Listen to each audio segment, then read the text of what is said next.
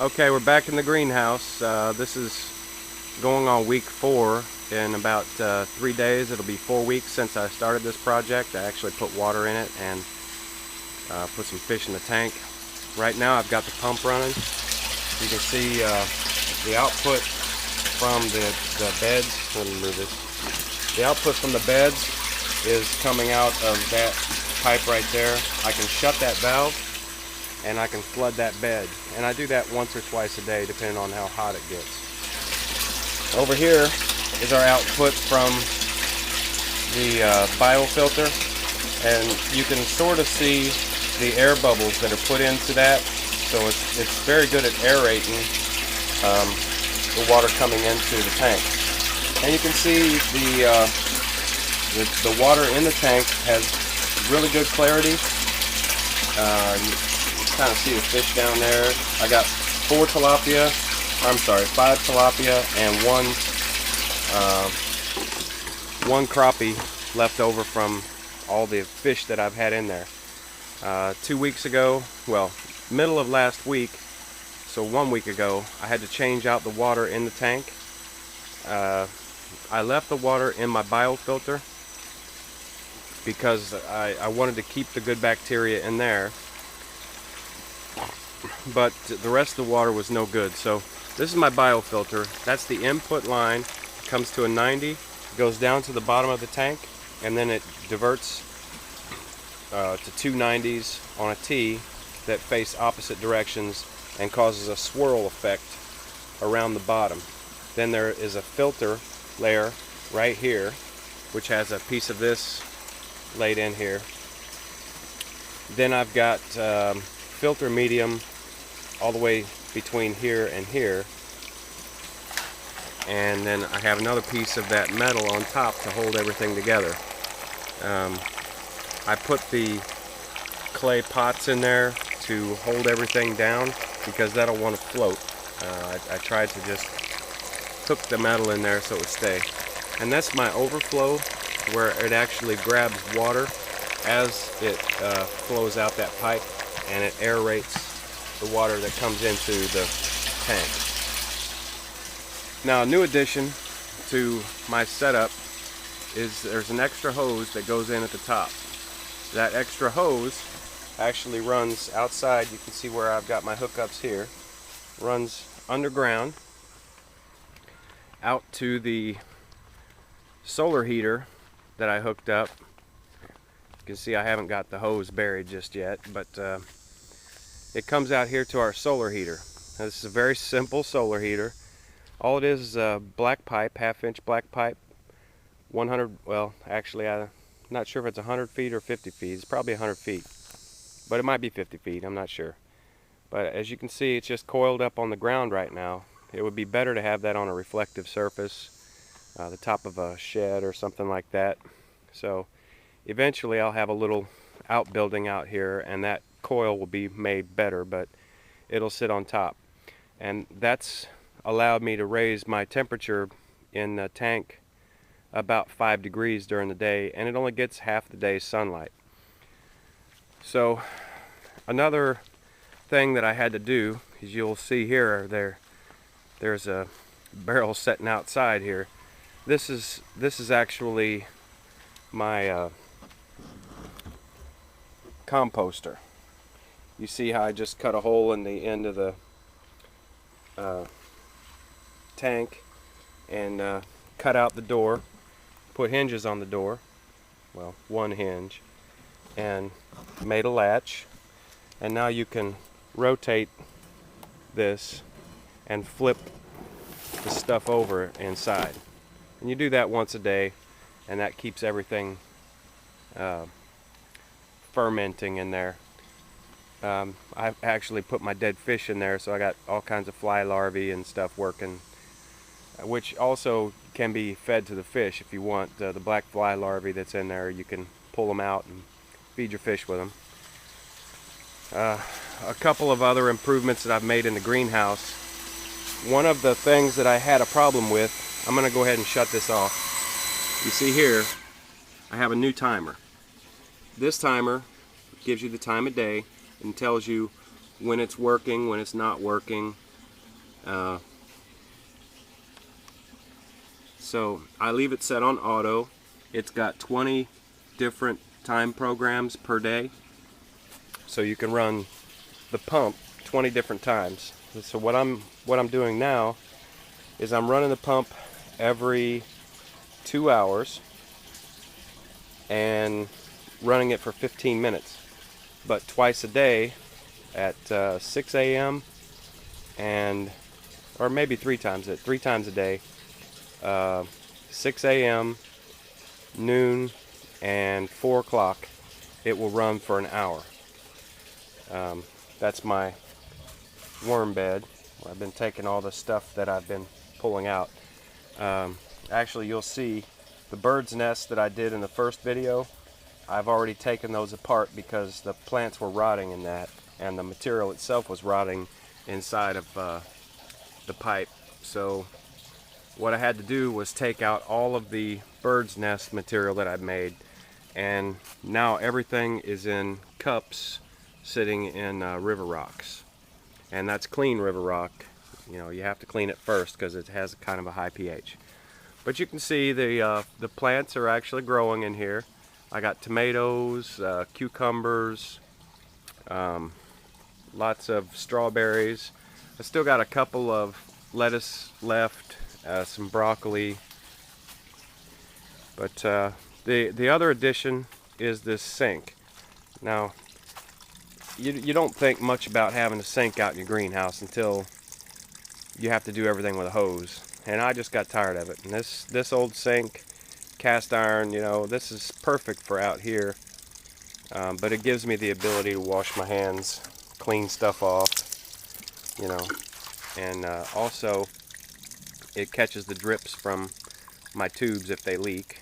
And that goes out a drain outside the greenhouse to the other plants outside, which they love.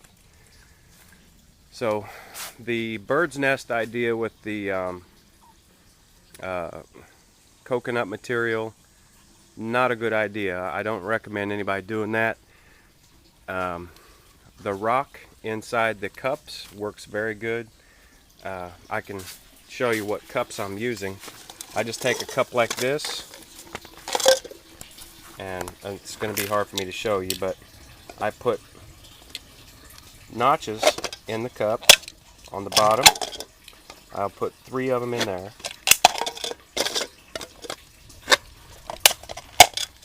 So you got something like that on the bottom where you can see that I cut through, water can get in.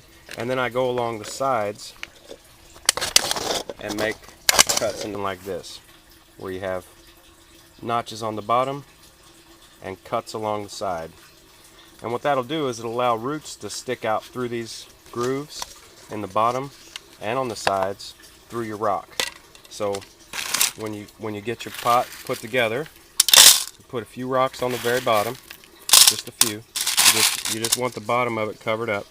And then you set your plant and you hold your plant while you fill it with rock so that your roots touch the bottom but the rocks support the plant. And then you set this in your hole and you've got yourself a planter. Now they do sell planters, the pots that will work in here for hydroponics, but I didn't find them in time, and I could find these little Dixie cups, so that's what I used. That's some kind of mint that I bought. The mint does fine. It's just the strawberries are actually doing really well. I was told that the strawberries would be hard to grow, but really the strawberries seem to have been doing really good. I did have to quit feeding the fish because the reason I had to change out my water was because my nitrites and nitrates were too high. So here I put a medicine cabinet in, and I've got my test kit now, and I can test the pH and hardness, alkalinity, and the nitrite and nitrates. You see that? That's kind of hard, it won't focus. But anyway, you run a test strip every day till you get your water right, and you can smell the ammonia. And right now, I don't smell any ammonia. Now, I've got 6 fish in there, good sized fish. 4 of them are actually eaten size. So there's 4 adults and 2 juveniles, but they're close to being adult in there. And I'm handing them, oh, I don't know, half a handful 2 to 3 times a day now, and I'm able to keep the ammonia level down pretty low. I haven't had any problem with ammonia since I changed the water, but part of that is because this is processing the nitrates or nitrites and changing them to nitrates because it's built up the bacteria. There's a better system.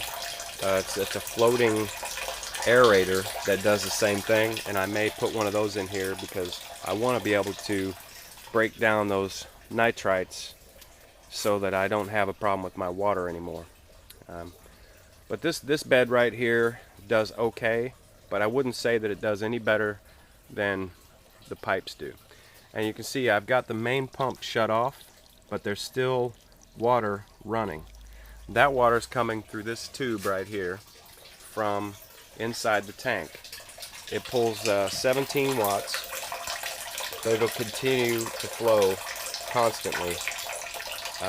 And then the real watering happens when the main pump kicks on. But that pump pulls almost 400 watts. So the whole idea for me in here anyway is to be able to run the entire greenhouse, the pumps, lighting, everything that I need in here off of a solar panel, so that it's not costing me anything on you know, the electricity. And if we lose power, I still have the ability to keep my tank running, and that's kind of important. Another little addition that I made in here, since I had this old tub, we went ahead and made a planter out of it. You know, it's got the overflow right here, so I just leave the overflow open, so if we get so much rain that this tub fills up, it just runs out the end there. And the drain line, you can see here, is still open. Well, I don't know if you can see it, but yeah, you can see it's got stuff hanging out. That's open. There's a little screen on top of it, so water can get in there and it slowly leaks out. And that way everything in there gets wet, but it doesn't flood. And, you know, so you're not killing your plants by smothering your roots. So right here we haven't done anything yet, but the plan over here is to build an enclosure for our wood stove. Now I'm going to use wood heat out here in the winter. I'm going to put a coil around the flue pipe. This is our wood stove that we're going to be running in here. It's a really small wood stove. Once again, freebie. This is your air adjustment. Very small. What this will do is it'll burn sticks, and I'll put some coals in here at night. And this little wood stove is going to sit in that corner. It's going to have a surround behind it, like the one that I built in my house, and that's going to act as a heat sink in this corner. And the copper tubing will go around the flue pipe and heat my tank in the winter when it's cold out here. The tilapia like 80 degrees. Right now I've got 74 degrees on my thermometer. Plus I shut the pump off and it should be on its cycle right now. But anyway, so that's what we've got. We made a few changes. We got rid of the bird's nests. We had to change out the water. The pH in the water right now is around 7, which is ideal. Nitrites are very low. They're 0.25. Nitrates are almost 0. So everything is good. The fish are happy. And you can also see that I put a blanket over the tank and I insulated around the tank. The main idea there is to, you know, hold as much heat in the water as possible on the cold nights. And during the day I open it up for sunlight to get into the fish. But yeah, it's probably not even necessary. I just do it.